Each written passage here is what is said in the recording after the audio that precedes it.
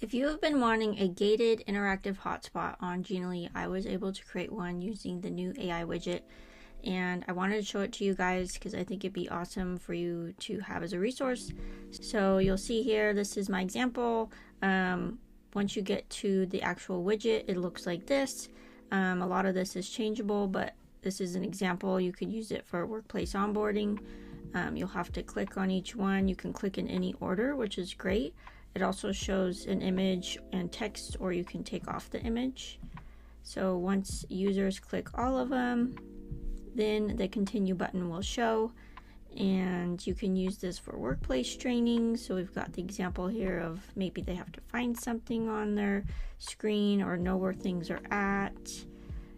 You've also got hazard and safety, so they have to identify some hazards before moving forward. And then the button comes, or maybe product training. So you want to show them some features on your software or within internal software, and that is it. So it's just a really cool interactive that you can use. So I'll show you the back end and how it works.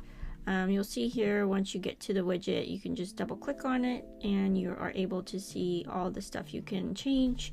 So you can change the background image and all the hotspots here with the titles and description and the reveal image. To get the hotspots where you want them, you kind of have to move them around a little bit. So you're going to use percentage horizontal and vertical percentage positions. It's not great. It'd be ideal if I could just drag and drop where I wanted it on the screen, but in this case I am having to put these numbers in here to get them exactly where I want, but it does work, and it just takes a little playing around with the numbers to get them exactly where you want them on the image. On the continue button, you can change what it says and what it does, where it goes. You can change the markers colors, so it can be any color you want. Maybe you want to make them red, and then once they're clicked, they change to blue. So those are just some features. You can change the pop-up background colors, so you can make that fade out if you wanted it to be completely gone, or you want it to be a different color when they actually click on the hotspot. And then obviously the text color and the font type. So yeah, so this is the builder on the back end, and you can copy and paste it into any of your projects.